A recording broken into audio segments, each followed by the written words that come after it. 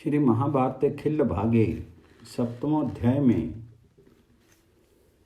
पुष्कर प्रादुर्भाव के विषय में जन्मेजय का प्रश्न और वैशंपायन जी का उत्तर, भगवान नारायण की महिमा का प्रतिपादन। जन्मेजय ने पूछा, योग वेताओं के स्वामी वैशंपायन जी, आप समुद्र के जल में शयन करने वाले भगवान पद्मनाभ के प्रभाव का वर्णन कीजिए।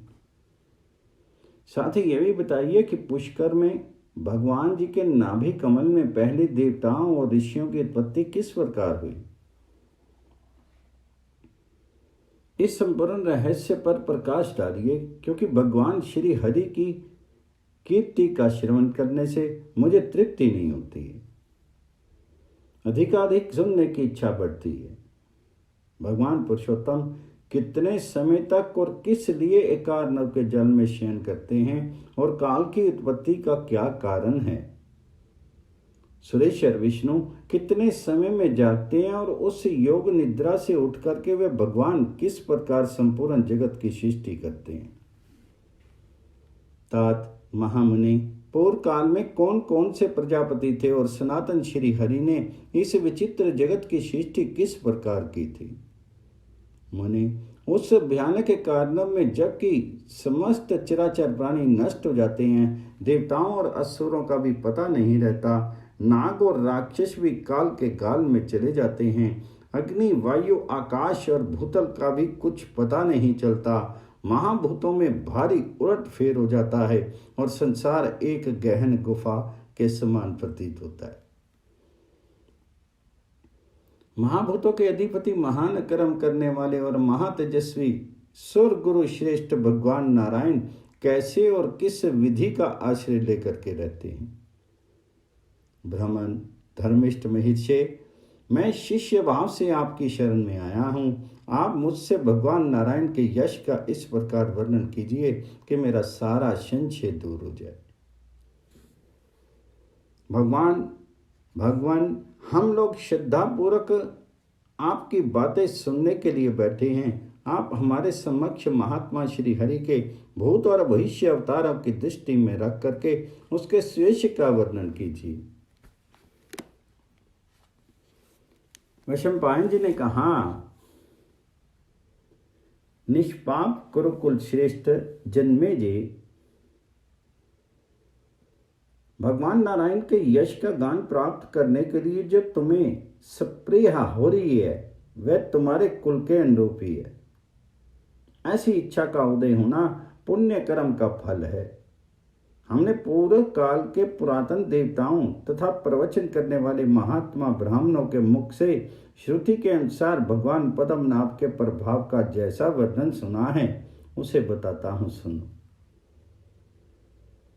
भारत, जिनका तपस्या के प्रभाव से दर्शन हुआ है, उन बृहस्पति के समस्त तेजस्वी श्रीमान गुरुदेव पराशर नंदन दैवपायन व्यास ने इस विषय में जैसा मुझे उपदेश दिया है और जैसे मैंने सुना है उसका मैं अपनी बुद्धि के अनुसार वर्णन करता हूँ।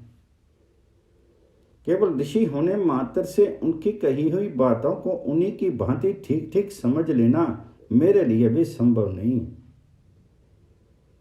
जिन्हें ब्रह्मा भी ठीक ठीक नहीं जानते, उस विश्व आत्मा के नारायण नामक परम तत्व को कौन जान सकता है, जिनकी दृष्टि में सब कुछ नारायण देव ही हैं तथा जो स्वभाव से ही परम तत्व का प्रतिपादन करने वाले हैं। उन विश्व देवों और महर्षियों के मुख से मैंने जो गोपनीय रहस्य सुना है वह वास्तव में ये नारायण का यश ही है। वे नारायण तत्व ही अध्यात्मवेता पुरुषों के लिए चिंतनीय वस्तु है। वही कर्मपरायण पुरुषों का कारण तत्व है। वही अधिदेव और देव है तथा उसी को प्रारब्ध या भाग्य नाम दिया गया है।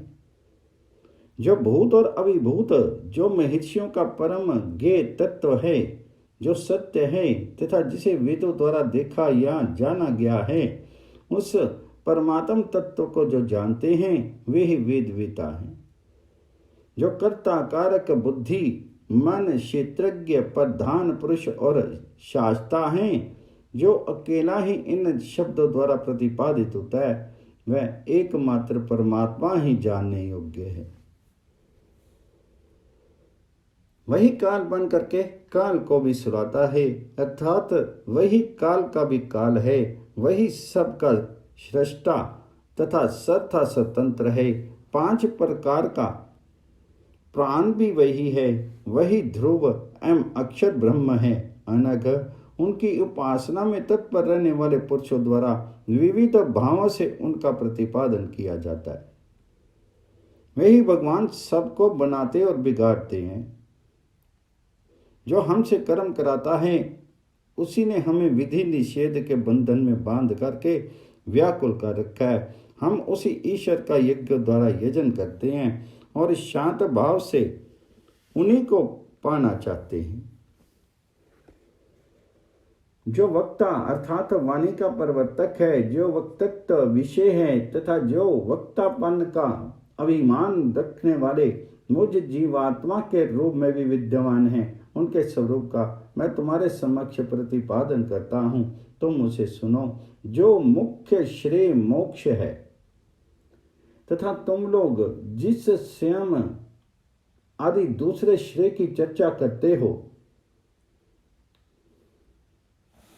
जो भांति भांति की कथाएं हैं तथा जो गहन श्रुतियां हैं, वे सब भगवान नारायण का स्वरूप ही हैं।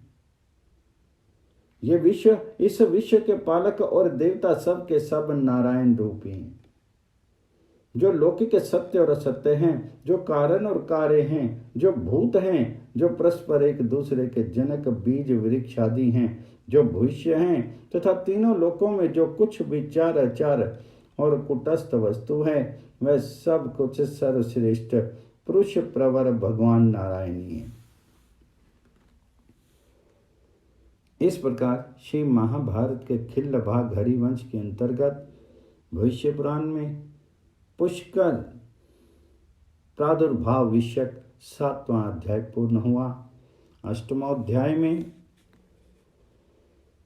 सत्युग आदि के परिमाण का वर्णन। वैशंपायन जी कहते हैं, जन्मेजय, विद्वान पुरुष सतयुग की आयु का परिमाण 4000 दिव्य वर्ष बताते हैं। उससे दूने जो 100 अर्थात 800 वर्षों की उसकी संध्या होती है। उस युग में धर्म अपने चारों चरणों से संपन्न होता है तथा अधर्म का सारा शीर एक ही पैर पर स्थिर होता है। उस समय अपने धर्म में तत्पर रहने वाले साधु पुरुष प्राय यज्ञों द्वारा भगवान जी का यजन किया करते हैं। ब्राह्मण सधर्म पालन में तत्पर रहते हैं। राजा लोग राजोचित वृत्ति में स्थित होते हैं। वैश्य कृषि कर्म में लगे रहते हैं और शूद्र तीनों वर्णों की सेवा करते हैं। उस युग में सत्य, तप और धर्म की सदा ही वृद्धि होती है।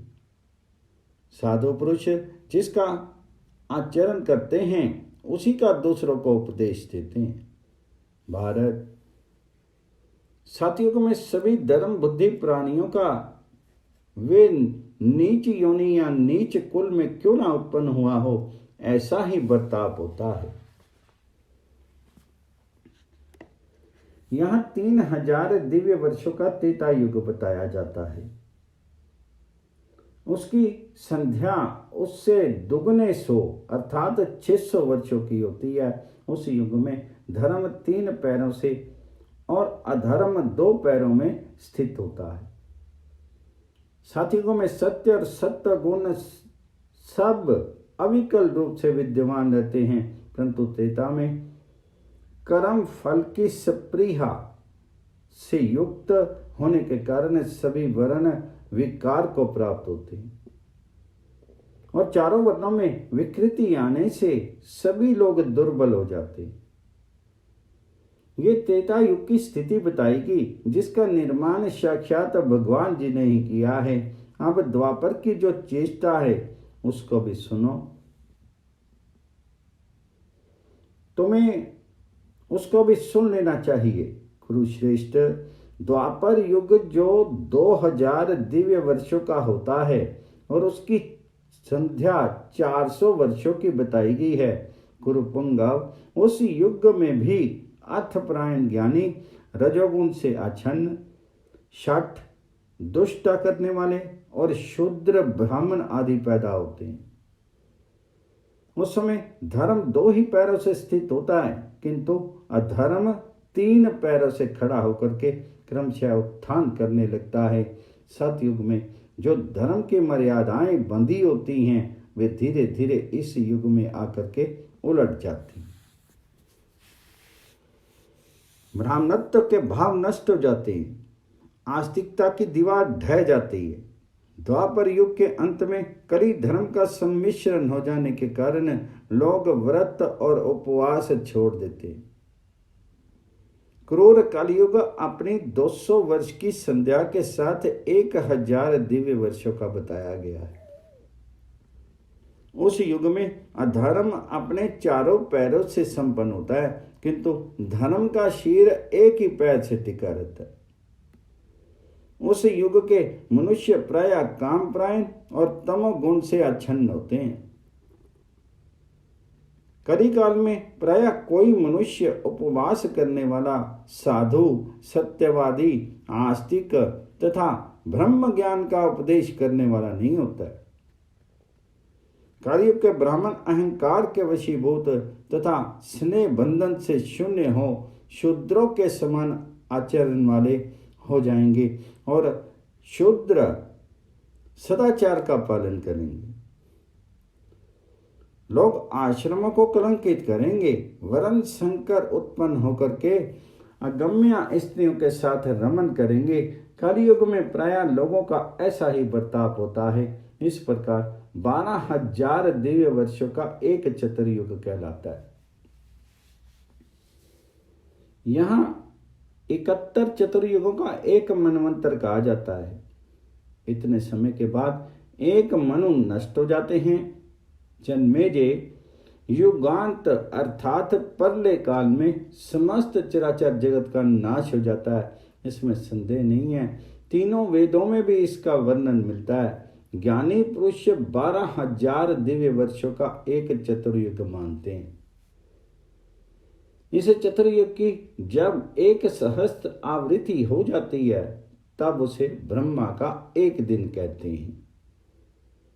पृथ्वीनाथ, तदंतर ब्रह्मा जी का वह दिन बीतने पर समस्त देहधारियों को शारीरिक सुख में आसक्ति दे करके संहार कुशल रुद्रदेव समस्त देवताओं, ब्राह्मणों, दैत्यों, मनुष्यों, यक्षों, गंधर्वों, राक्षसों, देव ऋषियों, ब्रह्म ऋषियों, राज ऋषियों, किन्नरों, अप्सराओं, सर्पों, पर्वतों, नदियों, पशुओं, तिर्यक योनि में पड़े हुए जीवों, मृगों तथा पक्षियों का भी महान संहार करते हैं।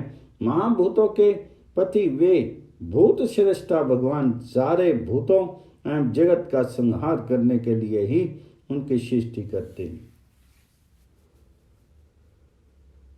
अपने दिन के अंत में रुद्र स्वरूप भगवान ब्रह्मा सूर्य होकर के समस्त लोगों के नेत्र छीन लेते हैं, वायु होकर के समस्त प्राणियों के प्राण हर लेते हैं, अग्नि होकर के समस्त लोगों को दग्ध कर देते हैं और मेघ बन करके पुनः बड़ी भारी वर्षा करते हैं, जिससे सब कुछ एकार्णव में निमग्न हो जाता है। इस प्रकार श्री महाभारत के खिल्लभाग हरिवंश के अंतर्गत भविष्य पर्व में पुष्कर प्रादुर्भाव के प्रसंग में युग आदि के प्रमाण का वर्णन विषयक 8वां अध्याय पूर्ण हुआ। श्री महाभारत खिल्लभागे 9वां अध्याय। प्रलय के पश्चात कार्दव के जल में भगवान नारायण का शयन। वैशंपायन जी कहते हैं, जन्मेजय, योगेश्वर भगवान नारायण 7 मूर्ति वाले अग्निदेव का रूप धारण करके अपने प्रज्वलित किरणों द्वारा समुद्रों का जल सोख लेते हैं।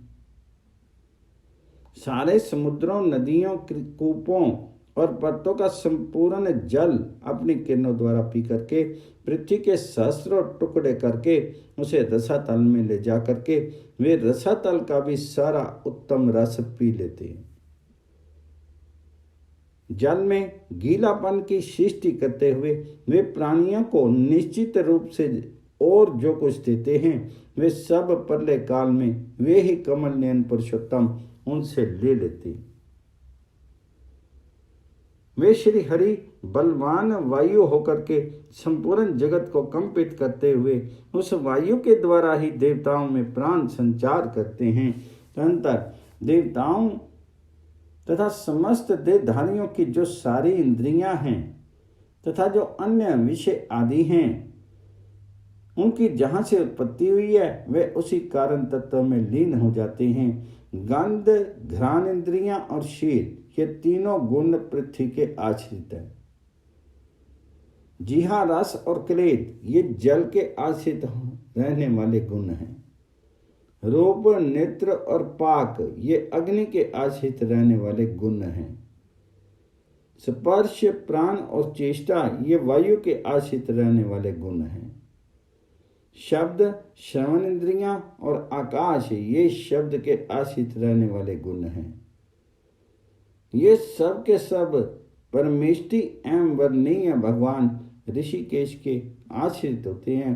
फिर भगवान की प्रेरणा को से उनकी किरणों में आवेशित होकर के वे देवगण इंद्रिय समुदाय आदि वायु से आकर्षित होकर के एक दूसरे के आश्रित होने से परस्पर संघर्ष करने लगे। उनके संघर्ष से प्रकट हुई अग्नि 100 स्थानों में जल उठी और महाभयंकर संवर्तक अग्नि के रूप में उद्भासित होने लगी। उसने संपूर्ण लोगों को जला करके भस्म कर दिया। उस संवर्तक अग्नि ने पर्वत, वृक्ष, गुलम, लता, वल्ली, तृण, दिव्य विमान, नाना प्रकार के नगर, पुण्य आश्रम, दिव्य शोभा से संपन्न मंदिर तथा अन्य जो जो आश्रय लेने योग्य स्थान थे उन सबको दग्ध कर डाला। तत्पश्चात लोक गुरु श्री हरि ने भस्मीभूत हुए उन समस्त लोगों को पुनः जल का संयोग कराने वाले उपाय से बुझा दिया।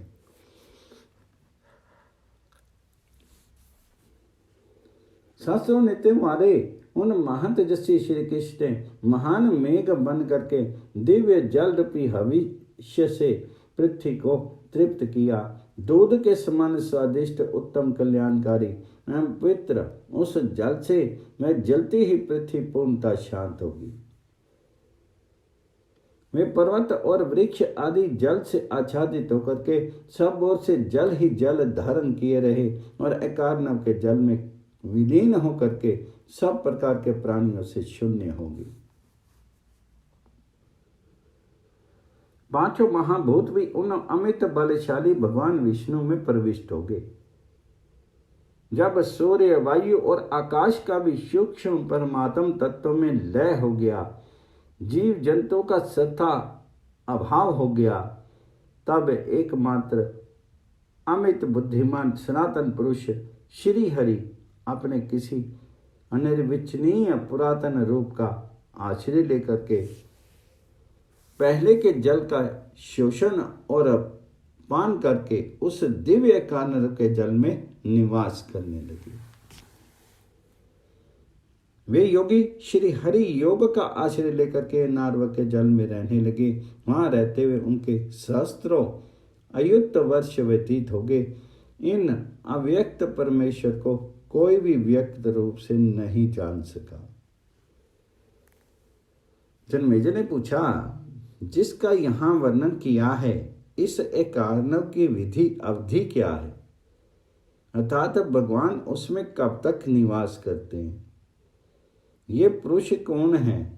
इसके योग का स्वरूप क्या है? और योगवान योगेश्वर कौन है? वैशंपायन जी ने कहा, वे भगवान इतने समय तक कार्णव विधि का पालन करेंगे, अर्थात इतने समय तक ही कार्णव के जल में रहेंगे, ये कोई नहीं जानता। ये पुरुष अनिर्वचनीय हैं, ना तो वह परमाता है, न दृष्टा है, न ज्ञाता है, न तटस्थी है, इन सब से सदा विलक्षण है। उसे उस परमेश्वर देव के सिवा दूसरा कोई नहीं जान सकता। इसलिए इसका योग भी अनिर्वचनीय है। जिन्होंने आकाश, पृथ्वी और वायु को प्रकाशित करते हुए समस्त भवनों में विचरने वाले सुरेश्वर प्रजापति वेदनिष्ठ महामुनि पितामह ब्रह्मा को भी ज्ञान का उपदेश दिया, वे सबकी उत्पत्ति के कारणभूत भगवान योगवान योगेश्वर हैं। उन्होंने ही एकार्णव के जल में शयन करना पसंद किया। इस प्रकार श्री महाभारत के खिल्ल भाग हरिवंश के अंतर्गत भविष्य पर्व में पुष्कर प्रादुर्भाव विषयक 9वां अध्याय पूर्ण हुआ।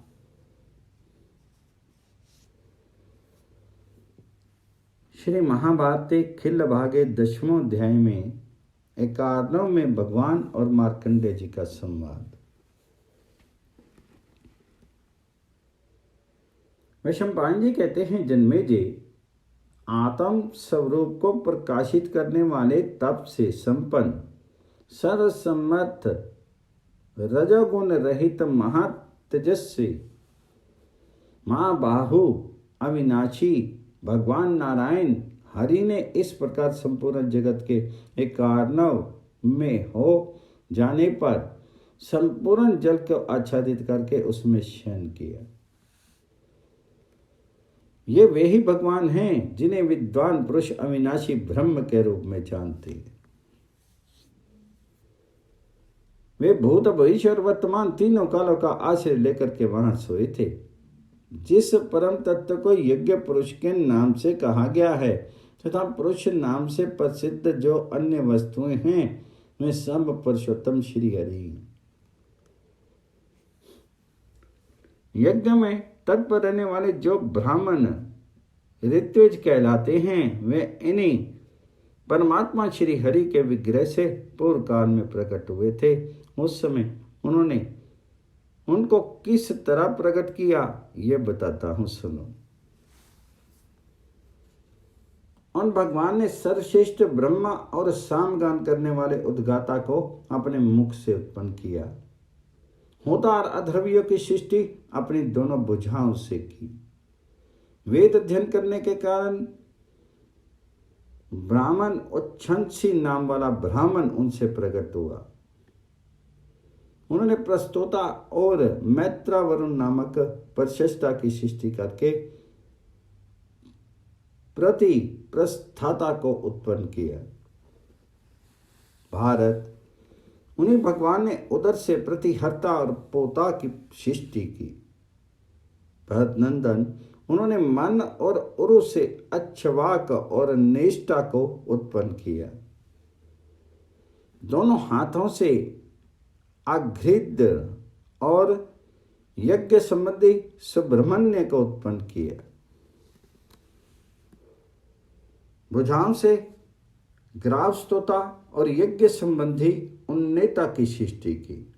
इस प्रकार इस जगदीश्वर भगवान श्री हरि ने संपूर्ण यज्ञ कर्मों का उपदेश देने वाले 16 उत्तम ऋत्विज्ञों की सृष्टि की। वे ही वेद में और यज्ञ सम्मित पुरुष हैं। 6 अंगों, उपनिषदों और कर्म कांड सहित संपूर्ण वेद भी इन्हीं के स्वरूप है। जब वे एकार्णव के जल में शयन करते थे, उस समय जो आश्चर्यजनक घटना घटित हुई थी, उसे मुनिवर मार्कंडेय जी ने ठीक ठीक अनुभव किया था। ऐसा सुना जाता है, महामुनि मार्कंडेय उन भगवान श्री हरि के उदर में ही जवान से बूढ़े हो गए थे। उन भगवान के ही उत्तम तेज से मार्कंडेय जी को अनेक सहस्त्र वर्षों की आयु प्राप्त हुई थी। इस तरह के तीर्थ यात्रा के प्रसंग से भगवान के उदर में ही भूमंडल के तीर्थों में विचरते रहे। उन्होंने वहां पवित्र आश्रमों, तीर्थों, देवालयों, देशों, विचित्र राष्ट्रों और नाना प्रकार के नगरों का दर्शन किया। तत्पश्चात वे घोर तपस्या का आश्रय लेकर के जप और होम में संलग्न होकर के अत्यंत दुर्बल हो गए। इसके बाद एक दिन मार्कंडेय जी धीरे से भगवान जी के मुख से बाहर निकल आए। देह माया से मोहित होकर के वे अपना निकलना नहीं जान सके। भगवान जी के मुख से निकल करके मार्कंडेय जी के कार्णव के जल में आ गए। फिर तो उन्होंने अपने आप को सब ओर से अंधकार से आच्छन्न देखा। अब उनके मन में बड़ा भारी भय हुआ। अपने जीवन के लिए भी संशय उत्पन्न हो गया, परंतु भगवान जी के दर्शन से उन्हें बड़ा हर्ष हुआ। वे बड़े विस्मय में पड़ गए। वे मार्कंडेय मुनि अत्यंत शंकित होकर के मध्यस्थ की भांति इस प्रकार विचार करने लगे, मेरी ये चिंता क्या है? मुझे मोह हो गया है या सपन का अनुभव हो रहा है? निश्चय ही मेरा ये भाव चिंता, मोह और स्वप्न में ही कोई हो सकता है, क्योंकि ऐसी असंबद्ध अयुक्त बात कभी सत्य नहीं हो सकती। जहां चंद्रमा, सूर्य और वायु का दर्शन नहीं होता, पर्वत और भूतल आच्छन्न हो गए हैं, ऐसा ये कौन सा लोक है? इसी चिंता में डूबे हुए मार्कंडेय जी खड़े रहे। वहां उन्होंने महासागर के मध्य में मग्न होकर के सोए हुए एक पर्वताकार पुरुष को भी देखा, जो सजल जलधर के समान जान पड़ता था।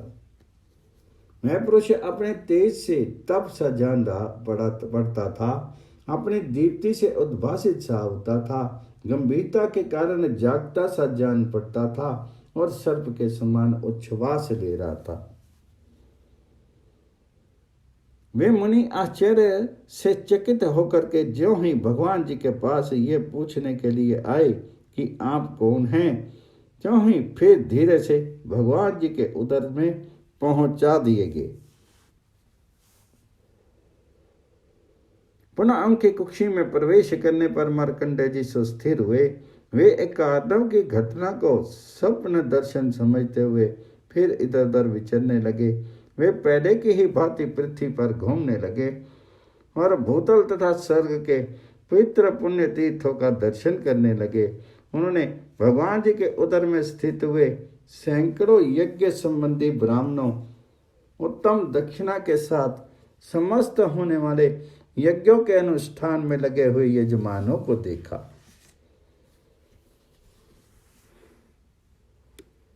ब्राह्मण आदि सभी वर्णों के लोग सदाचार का पालन करते थे। ब्रह्मचर्य आदि चारों आश्रम उत्तम रीति से शास्त्रोक्त मर्यादा का अनुसरण करते थे। महामुनि मार्कंडेय 1,00,000 वर्षों तक सारी पृथ्वी पर विचरते रहे, परंतु कहीं भी उन्हें भगवान जी के उदर का अंत नहीं दिखाई देता। अंतर किसी दिन वे फिर भगवान जी के मुख से बाहर निकल आए। वहां अव्यक्त एवं भीषण जगत में जहां समस्त प्राणियों का अभाव था, उन्होंने एकार्णव के जल में, जिसका भीतरी भाग कोहरे से गिरा हुआ था, बरगद की शाखा पर एक बालक को सोते देखा।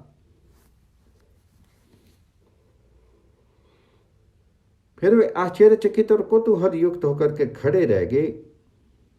उस सूर्य के समान तेजस्वी बालक के पास नहीं जा सके। उन्होंने जल के समीप एकांत में खड़े होकर के सोचा कि मैंने पहले कभी ऐसा आश्चर्य नहीं देखा था। ये विचार आते ही वे देव माया के प्रभाव से शंकित हो गए। अगाध एवं सुस्थिर जल वाले एकारण में तैरते हुए मार्कंडेय मुनि श्रम से भयभीत हो रहे थे। उन्हें वहां तनिक भी शांति नहीं मिलती थी। इतने ही में योग से बालक रूप हुए हंस स्वरूप भगवान पुरुषोत्तम ने मेघ के समान गंभीर स्वर में कहा।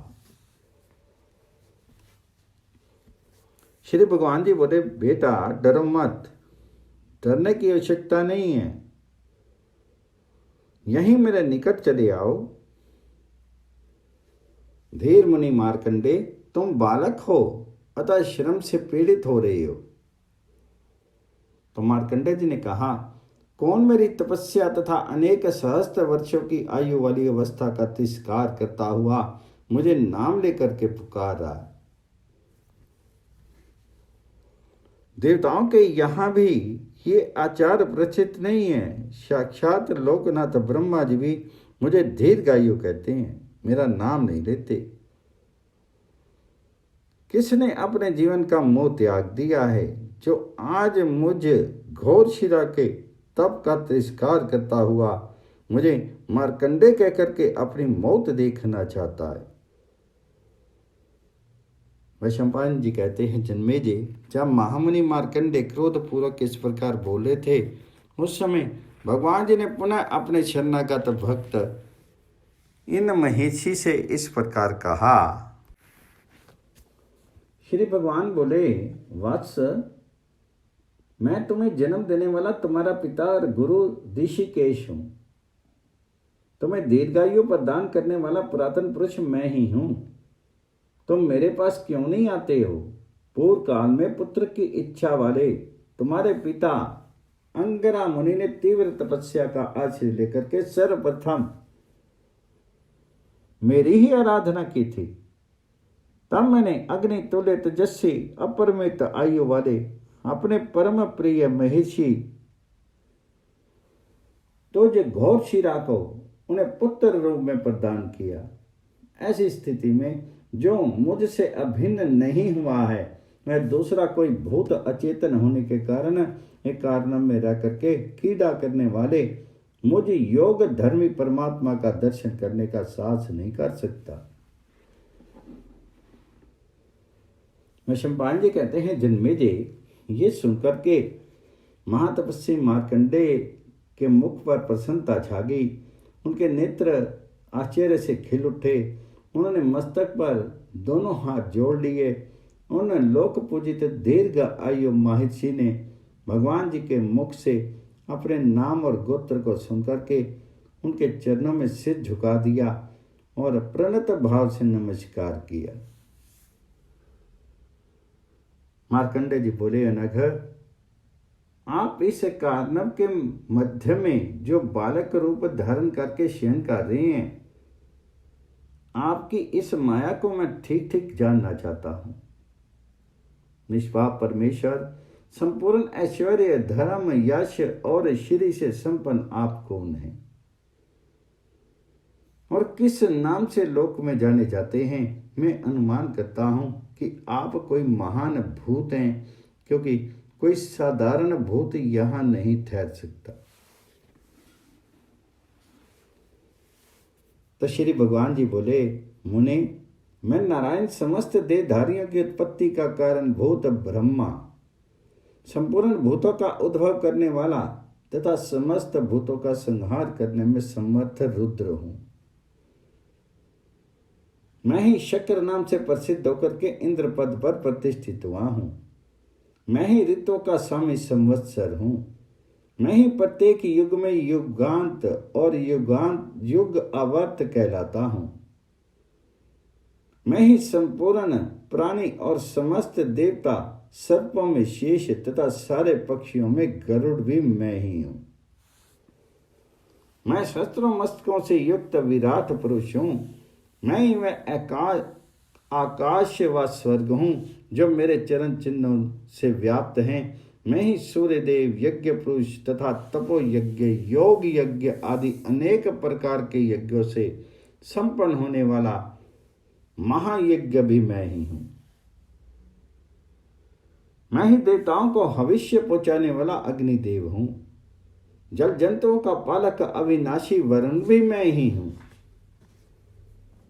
भूमंडल में सधर्म अनुष्ठान रूप तप से विशुद्ध अंतःकरण वाले पुरुषों में भी जो अनेक जन्मों तक चित्त वृत्तियों का निरोध रूप योग साधने वाले ब्रह्मवेता सन्यासी हैं, वह जिस ब्रह्म का स्वरूप बताया जाता है वह ब्रह्म मैं ही हूं।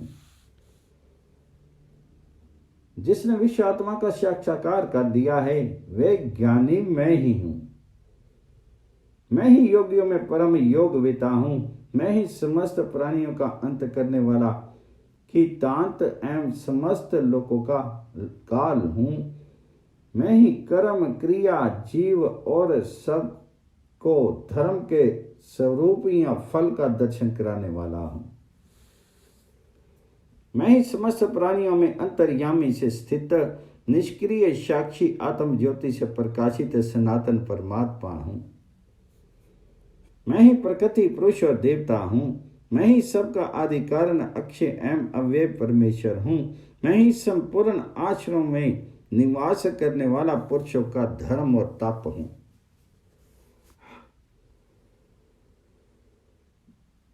मैं ही भगवान हयग्रीव हूँ जिन्होंने महान क्षीर सागर में प्रकट होकर के वेदों की रक्षा की थी। रित और परम सत्य भी मैं ही हूँ। एकमात्र मैं जो प्रजापति हूँ। मैं ही सांख्य, मैं ही योग्य और मैं ही परम पद हूँ। मैं ही पूजनीय, मैं ही भाव अर्थात शिव और मैं ही विद्याओं का अधिपति हूँ। मैं ही अग्नि, मैं ही वायु, मैं ही भूमि और मैं ही आकाश हूँ। जल, समुद्र, नक्षत्र और 10 दिशाएं भी मैं ही हूँ। मैं ही वर्षा, मैं ही सोम, मैं ही मेघ और मैं ही सूर्य हूँ। मैं ही क्षीर सागर, समुद्र और वड़वा मुख अग्नि हूँ। मैं ही संवर्तक अग्नि होकर के जगत के जल रूपी भविष्य को पी लेता हूँ। मैं ही परम पुरातन ब्रह्म हूँ। मैं ही यहाँ सबका परम आश्रय हूँ। मैं ही भूत भविष्य और वर्तमान जगत की उत्पत्ति का कारण हूँ। तुम इस लोक में जो कुछ देखते, जो कुछ सुनते और जो कुछ अनुभव करते हो वे सब मेरा ही स्वरूप माना गया है। पूर्व काल में मैंने ही विश्व की सृष्टि की थी। आज ही मैं ही सृष्टि करूंगा। तुम मुझे देखो। मार्कंडेय, प्रत्येक युग कल्प में संपूर्ण जगत की सृष्टि मैं ही करूंगा। मार्कंडेय, ये सारा जगत संपूर्ण रूप से मेरा ही स्वरूप है, ऐसा समझो। अब तुम धर्म उपदेश सुनने की इच्छा रख करके मेरे धर्म के प्राप्ति के लिए उत्सुक होकर के मेरे उदर में विचरण करो और सुखी हो जाओ। ब्रह्मा जी मेरे ही शीर में स्थित हैं। ऋषियों सहित देवता भी मेरी देह में ही हैं। तुम मुझे व्यक्त जगत स्वरूप अव्यक्त योग रूप परमात्मा तथा किसी से भी पराजित न होने वाला वैष्णव समझो। मैं एक अक्षर मंत्र अकार, ते अक्षर मंत्र प्रणव तथा त्रिपद मंत्र गायत्री हूं। और मैं जो धर्म अर्थ एवं काम रूप त्रिवर्ग की प्राप्ति कराने वाला और मोक्ष की भी प्राप्ति कराने वाला परमात्मा हूं। वैशंपायन जी कहते हैं, जन्मे जी, इस प्रकार महामुनि व्यास ने इस वेदांत प्रसिद्ध परम तत्व का पुराणों में वर्णन किया है। विश्व रूपधारी भगवान बालमुकुंद ने महामुनि मार्कंडेय को अपने मुख में डालने के लिए उन्हें शीघ्र ही अपने पास बुलाया और उन्हें अपने उदर में घुसा दिया। तत्पश्चात भगवान जी के उदर में प्रविष्ट हुए मुनि श्रेष्ठ मार्कंडेय हंस स्वरूप अविनाशी परमात्मा की आराधना के लिए उत्सुक होकर के सुख पूर्वक विचरने लगे। चंद्रमा और सूर्य से रहित उस एकारण में अनेक प्रकार के स्वरूप का आश्रय लेने वाले हंस नामधारी भगवान जो अक्षर ब्रह्म रूप हैं, धीरे धीरे विचरने लगे। फिर सृष्टि काल आने पर उन्होंने ही जगत की सृष्टि की तथा सदा ही विविध भौतिक वस्तुओं की वे सृष्टि करते रहते हैं। इस प्रकार श्री महाभारत के खिल्ल भाग हरिवंश के अंतर्गत भविष्य पुराण में पुष्कर प्रादुर्भाव के प्रसंग में मार्कंडेय जी को भगवान जी का दर्शन विषयक 10वां अध्याय पूर्ण हुआ।